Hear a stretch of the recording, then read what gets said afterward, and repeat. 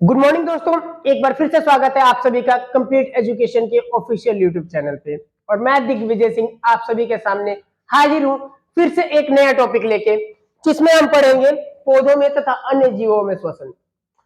हमने अपने पिछली वीडियो में मानव में श्वसन, उससे पहले हमने पढ़ा था कि श्वसन क्या होता है, कितने प्रकार का होता है, ग्लूकोज किस प्रकार से टूटता है ना। मानव में श्वसन पढ़ लिया, लेकिन पौधों में श्वसन किस प्रकार होता है, अन्य जीवों में श्वसन किस प्रकार होता है, वो हम पढ़ेंगे आज की वीडियो में।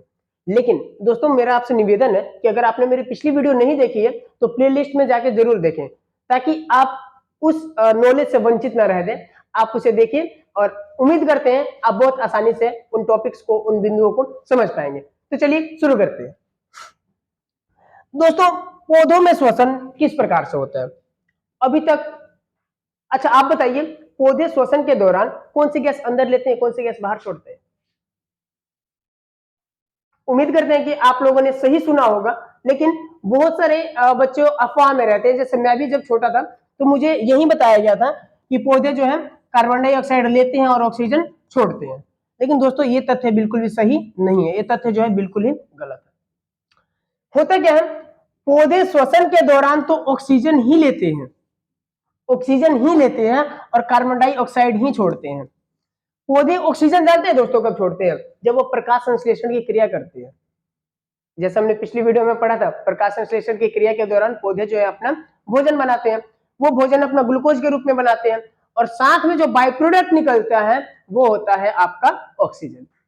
ठीक है, हमने दोस्तों अपनी पिछली वीडियो में पढ़ा था कि निश्वसन और निःश्वसन किसे कहते हैं। एक बार फिर से रिपीट कर देता हूं, ताकि आपको अभी जो हम टॉपिक पढ़ने वाले हैं इसमें दोबारा से समस्या ना हो। निःश्वसन क्या होता है और निःश्वसन क्या होता है? जब अंतग्रहण किया जाता है ऑक्सीजन का, यानी हवा को जब हम बाहरी वातावरण से जब अंदर लेते हैं, इसको निःश्वसन कहा जाता है। और जब हमारे शरीर में उपस्थित जो कार्बन डाइऑक्साइड है उसको बाहर वातावरण में वापस छोड़ते हैं, इसको निःश्वसन कहा जाता है। तो चलिए दोस्तों, आगे के हम टॉपिक पे ध्यान देते हैं। पौधे जब निःश्वसन करते हैं, यानी कि जो बाहर से ऑक्सीजन जो है अपने बॉडी के अंदर लेते हैं, ये पत्तियों से भी लेते हैं और जड़ों से भी लेते हैं। पत्तियों से क्या, वातावरण से मिल जाता है इनको, और जड़ों में जो मिट्टी में घुला हुआ ऑक्सीजन होता है, कार्बन डाइऑक्साइड होता है, मिट्टी में जो मिला हुआ है वहां से ऑक्सीजन को क्या करते हैं, ले लेते हैं। अब जब पौधे इसको लेते हैं तो इसको अपने शरीर के अंदर कैसे डालेंगे, उसको भी जान लेते हैं। एक्चुअली क्या होता है, पौधे की जो पत्तियां होती हैं, इसके आप देख सकते हैं चित्र में, यहाँ छोटे छोटे जो होते हैं छिद्र होते हैं, या छोटे छोटे छिद्र होते हैं। ये छिद्र का कुछ आकार इस प्रकार से होता है, आप इस चित्र में देख सकते हैं। इसे और भी जूम करके यहाँ पे दिखाया गया है। ठीक है, इस छिद्र के बाहर यहाँ पे देखेंगे आप, ये जो आकृति आपको दिखाई दे रही है, ये होता है गार्ड सेल। गार्ड सेल यानी कि द्वार कोशिका। जिस प्रकार किसी घर के बाहर बड़ी सी अगर कोई बिल्डिंग होती है तो वहां पे बाहर गार्ड खड़े होते हैं, जो अनुमति के अनुसार ही किसी को अंदर या बाहर जाने देते हैं। उसी प्रकार ये गार्ड सेल काम करते हैं, बाहर से कब ऑक्सीजन को अंदर जाने देना है, कब अंदर से बाहर की चीजों को बाहर जाने देना है, ये सारा नियंत्रण करते हैं हमारे जो गार्ड सेल होते हैं। पौधे की जो पत्तियों पे यहाँ पे जो गार्ड सेल पाए जाते हैं, ये इन सभी चीजों को नियंत्रित करते हैं कि कब गैस को अंदर लेना है, कब बाहर छोड़ना है। ये किस प्रकार करते हैं, जब भी इनको गैस कोई अंदर लेना होता है तो इस प्रकार खुल जाते हैं, तथा जब गैस अंदर चली जाती है, ठीक है, तो ये दोबारा से खुद को बंद कर लेते हैं।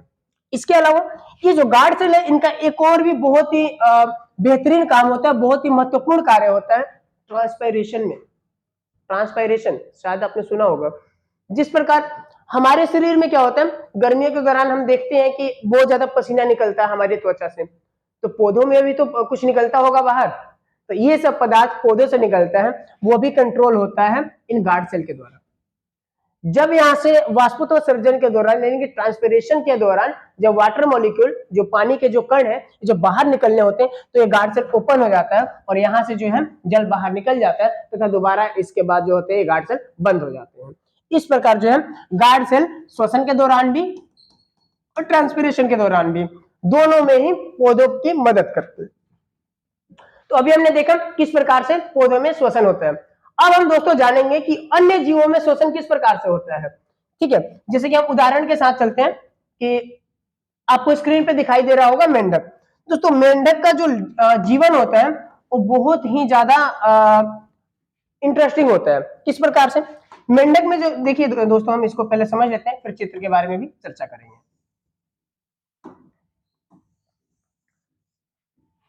जो मेंढक में जो श्वसन होता है, यानी कि अंग्रेजी में इसको फ्रॉग बोलते हैं और इसका साइंटिफिक नेम होता है राना टिग्रिना। इसमें जो श्वसन होता है 3 प्रकार का होता है।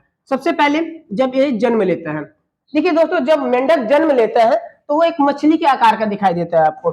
जैसे आप लोगों ने भी देखा होगा बरसात के दिनों में जब मेंढक दिखाई देता है या फिर जब कहीं पे पानी भर जाता है तो उसमें बहुत सारी मछलियां चल रही होती है। हमको लगता है कि वो मछली होता है, हम ले आके घर पे उसको पाल देते हैं, चाहे कई बच्चे ऐसे करते भी हैं। कुछ समय बाद देखते हैं कि वो मेंढक निकल जाता है, इस प्रकार का।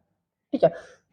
तो इसका जो बाल्य अवस्था होता है, यानी जब ये जन्म लेते हैं उस वक्त क्या होता है, ये मछली के समान ही दिखाई पड़ते हैं और इस समय जो श्वसन करता है अपने गलफड़ों से करता है। कैसे करता है दोस्तों? गलफड़ों से, जिसे अंग्रेजी में कहा जाता है गिल्स से। ठीक है, यानी जब मेंढक जो है अपने बचपन की अवस्था में होता है उस वक्त ये अपने गलफड़ों से श्वसन करता है। जैसे जैसे मेंढक बड़ा होता है, यानी जब वो अपनी एडल्ट यानी अपनी जवानी की अवस्था में होता है उस वक्त जो है मेंढक श्वसन करता है अपने फेफड़ों से, यानी कि लंग्स से।